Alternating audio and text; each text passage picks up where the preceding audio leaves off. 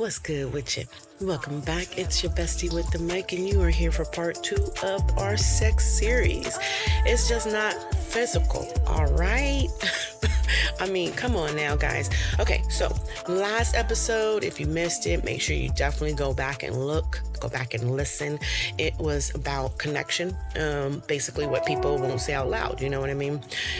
If you don't ask, you can't get it, right? So remember that. That's what we talked about the last episode. So for our second episode, y'all, we are talking about being physical, because it's just not about physicalness, is it? Most people experience that, but they don't always know how to explain it. I'm a try. Okay, it's like looking good on paper. Resume. You look good on paper. Everything, right? Everything looks good. Paper is perfect. Types, everything. Then you spend time together. You're affectionate. You're intimate. But somehow, something feels missing, right? It's still missing. Do you feel alone? But you still feel disconnected? You remember you have somebody. They're showing you affection. You guys are spending time together. But is the relationship still feeling empty? We're talking about that today. Yeah, y'all know what I'm talking about. Why am I still alone if I have somebody in my life? Married couples feel that way. Dating couples feel that way. People that are just plain house feels that way. I don't really know what to call y'all. I mean, you guys know what you guys are. You guys are plain house. So don't be mad at me because I said it. It was never just physical. Okay? So saying something a lot of people don't realize, or saying something a lot of people don't want to speak out loud. Physical connection without emotional connection, it's empty. Duh. The physical connection is just sex. It's just the sex. You don't have the emotional connection. Yeah, you guys are spending time together, but when y'all spend time together, is it sex? You're affectionate, but are you rubbing on me so you can have sex? Yeah, we're intimate, but are you intimate with me so we can have sex? If all that answer is yes, then that's why you are feeling like this. That doesn't mean physical intimacy isn't important, because it absolutely matters. But physical closeness alone can't replace emotional connection. Just because you share a bed, you can still feel miles apart. Just because you guys can hold hands, you still can feel unseen. Just because I can touch you and rub on you doesn't mean that I'm still not lonely. And I think that's worse. This is the worst place to be for me. It's a painful place when you realize that the emotional connection is definitely not there. So what do you do?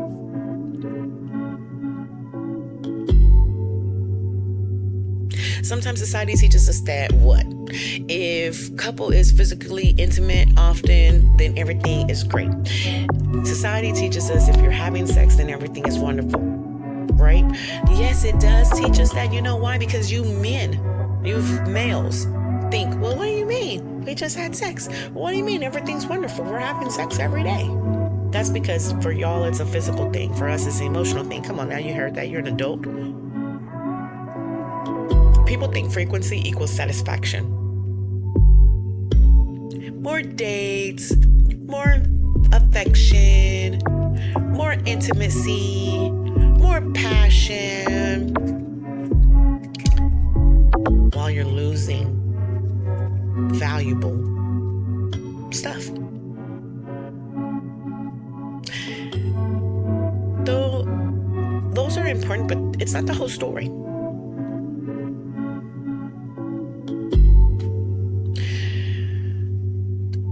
Let me see. I would say we're talking about this, okay, so let me go back. When I did this research, I had one question keep coming up. One question only. How often are they together? That was one question that I had keep coming up all the time. I went and talked to couples about this. I did some research with this. That's where I'm getting my research, guys. I even did some book researches though, but the one question that kept coming up was, how often are they together? That's not even the question for me. That's not even the question, because you can be together every single day. You can work together. You cannot be together every single day. The real question is, how connected are we when we're together? Are we together and we're playing on our phones? Are we together and we're working on our businesses? Are we together but all of the kids are there? Or are we? How connected are you when you're together? Because two people can be physically close and totally emotional disconnected. You guys know that. You guys feel that. A lot of you are living that. Why does that emotional connection matters? You can have sex with anybody on this planet, right? People pay for sex. People also pay for emotional connection, because there are some people in the world that pays on chat, that we have so many things that we can what is that OnlyFans page? Okay, yes, also yes, sex, okay, yes, but people are paying for that emotional connection. Yeah, think about that. I love it when Julia Roberts says in Pretty Woman, I do everything but kiss on the lips. She said, why? He's like, why? She said, because that's connection. That's a connection. I'm not connected to you. Emotional connection, guys, matters. Think about the moments that make you feel loved. Was it just a hug? Or was it the feeling of being understood? The feeling of being heard, accepted, being safe enough to say to another person, I'm struggling, I'm scared, I need you.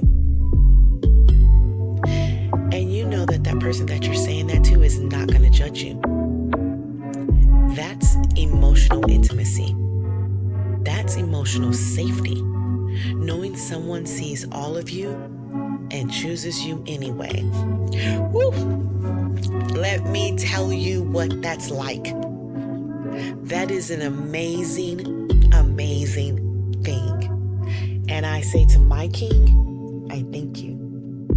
Because baby, let me tell you, he sees all of me. Before we started dating, I told him everything. So that's another thing. We drew that connection before ever setting eyes on each other, but we also drew that connection before ever saying, okay, yes, let's date, let's be exclusive.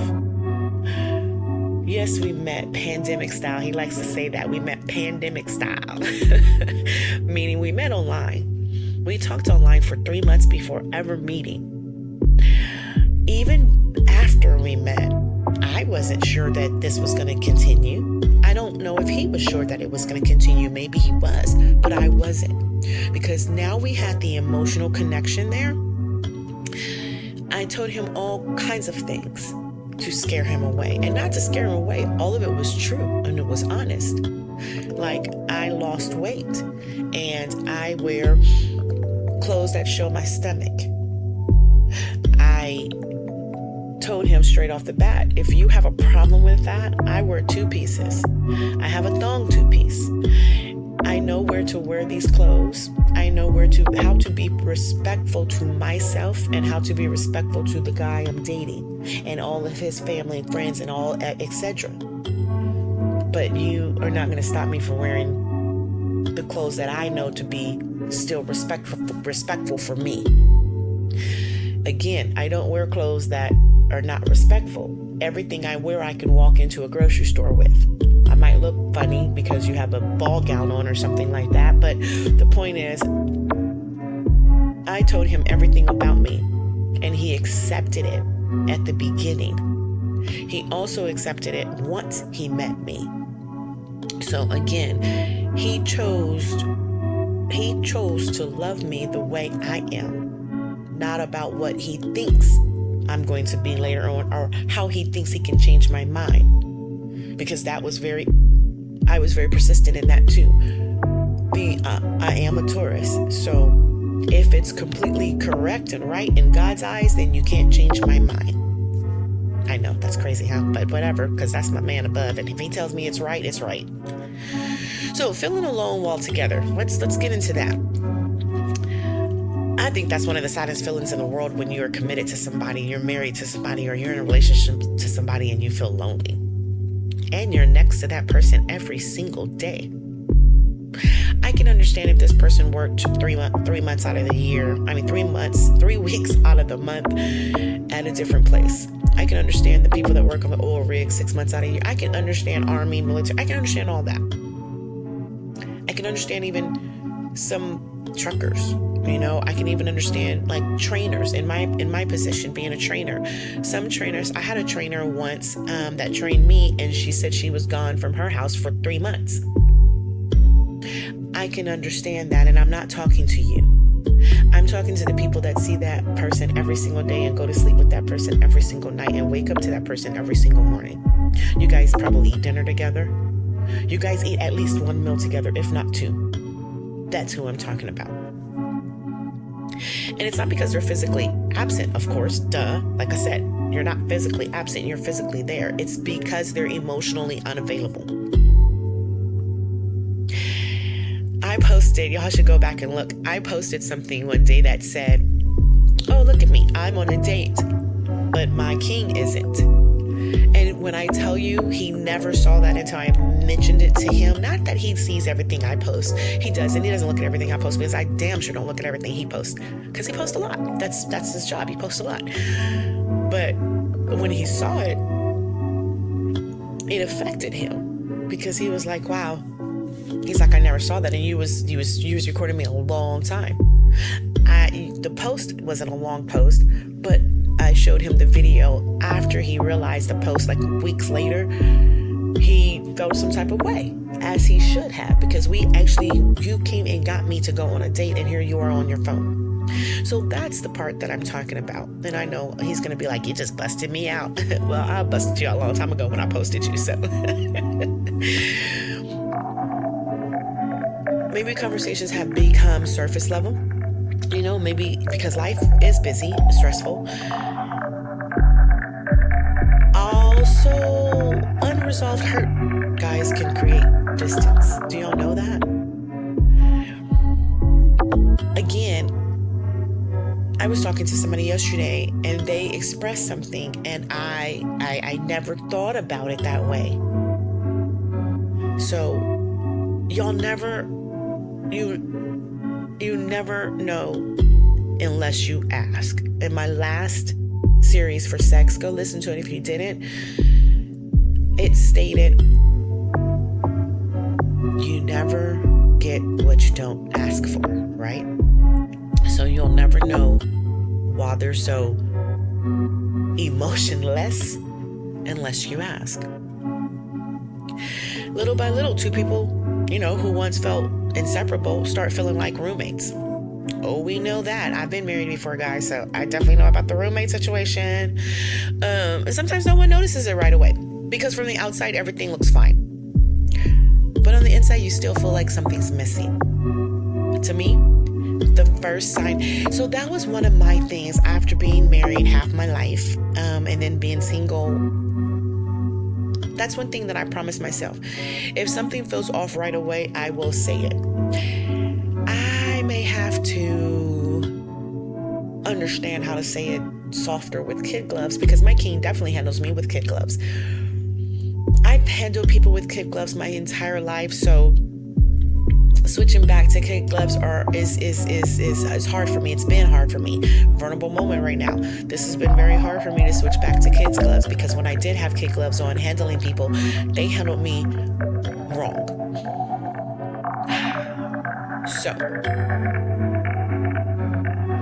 yeah, it's a lot, guys. It's a lot. Connection versus performance.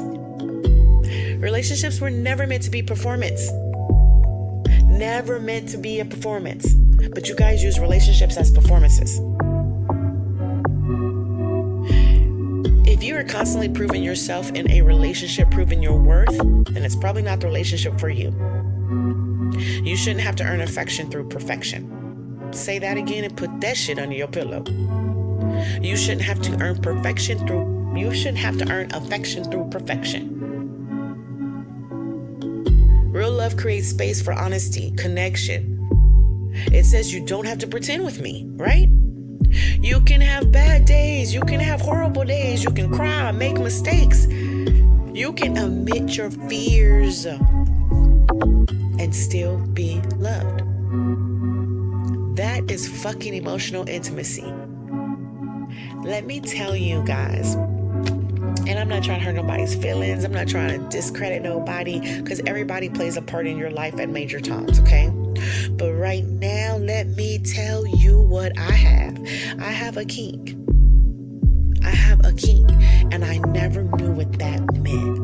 Never knew what that meant.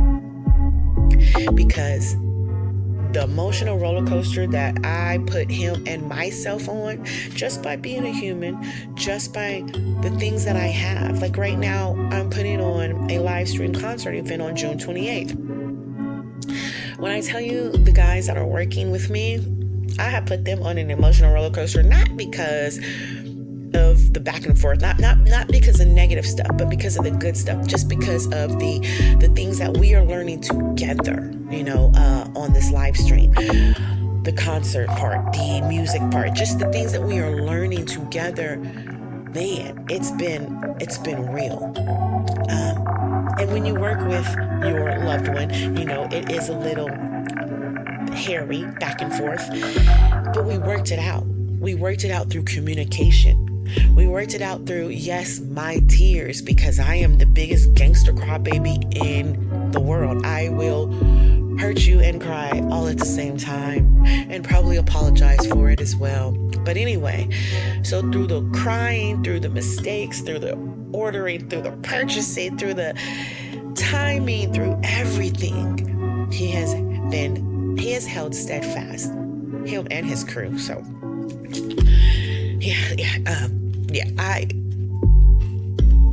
being in this relationship has taught me a lot about myself, has taught me a lot about the other person. So, do y'all question your partner? Do y'all sit down and have question talk, answer talk, like connection, like questions? I don't know. I think we have to stop asking the questions that brought us together. I think we ask surface questions that bring people together, right? There's so many things on Instagram. There's so many good things on social media about relationships, about intimacy, about doing this, about caring for your partner. There is quite a few couples on Instagram that I love and I watch, and they're just so fun, and that's why I can't wait to have a live-in partner. But you guys need to start asking the hard questions. You guys need to start asking questions like, what's been on your mind lately? How are you really doing? Ask the questions that require thought and conversation. To me, you guys are asking the surface questions because you don't care yourself. Don't ask those questions. Oh, how was your day today? Yes, everybody asks that. Yes, that is a question to ask, but it's what follows up with those questions. Are you listening to that person say how their day was? Like, for instance, me and my king, we always ask each other how we slept. He started that because he knows that I have that sleeping disease. I can't even remember right now. What do I have that I can't go to sleep? Insomnia. I have insomnia. So, which is one reason why I started the tea company. Don't forget to, guys, go buy your Tomorrow tea. I have insomnia, so he knows that. So he always asks me, hey, how did you sleep? Hey, did you get to sleep? Hey, sometimes he stays on the phone with me until I fall asleep. Sometimes he stays on the phone and just runs his mouth until I can fall asleep. I I don't like the TV just because it wakes you up later on, and now I have to wake up and turn the TV off. And if I wake up, then I'm probably not going back to sleep. So it's easier for me to have him on the phone or, to fall asleep. So when he hears I'm sleeping and in that good sound sleep, he just hangs up the phone or he mutes it or whatever he has to do. But it's like my own personal sound machine. So he asks those questions. He does ask me how I sleep so he can know what to do the next day. I asked him one day, and that's what he said. I asked him, I said, why you ask me how I sleep? And he goes, so I can know what I need to do the night before. Do I need to come over the night before and put you to sleep? Do I need to, that night, what do I need to do that night? So that was pretty interesting. Like I said, he really cares. He cares. Oh my goodness, does he care? Sometimes I have to yell at him to stop caring so much. But anyway, let's get back. What do you need more from me? What do you need of me? What makes you feel loved? What has been stressing you? When do you feel closest to me? Those are simple questions, but powerful conversations. Those aren't surface questions.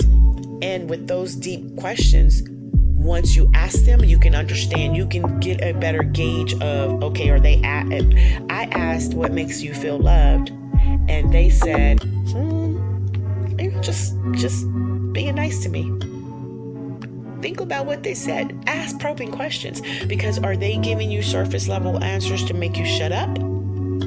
Or are they giving you real answers? You guys have to do some digging, right? Because connection grows through curiosity, not assumptions. Come on now. Growth comes from curiosity.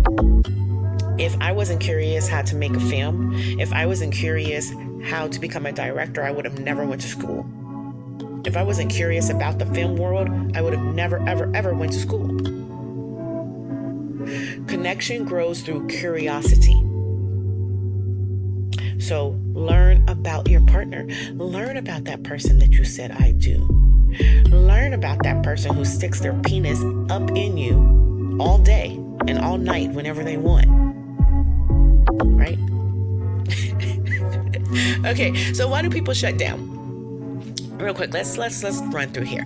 Many people avoid vulnerability because they don't care. I said that. Oh my fucking God. Yes, I'm going crazy because those are my words. People don't care. Those are my words. I always say after the age of 5, it's not I don't know, it's I don't care. I didn't ask you how to cure cancer. I asked you, how are you feeling today? What do you need from me? People don't care. People don't give a fuck. And I said that and I said that. They avoid it because they've been hurt. I don't know about that. I disagree with that statement, not 100%, because there is some people out here that avoid it just because they've been hurt. They avoid vulnerability. Okay, maybe that's what I should say. They avoid vulnerability because y'all took that vulnerability for weakness. Son grew up in homes where emotions weren't discussed. Okay, I accept that. Some were taught to stay strong, learned that expressing feelings led to rejection. So instead of opening up, they closed up, they withdraw. They don't communicate, right? They become silent. Those people that I'm talking to, those people, they don't do it because they don't love, but because they don't know how to feel safe. And healing often begins when someone says, you don't have to carry everything alone. That's when healing begins. And for some of you people,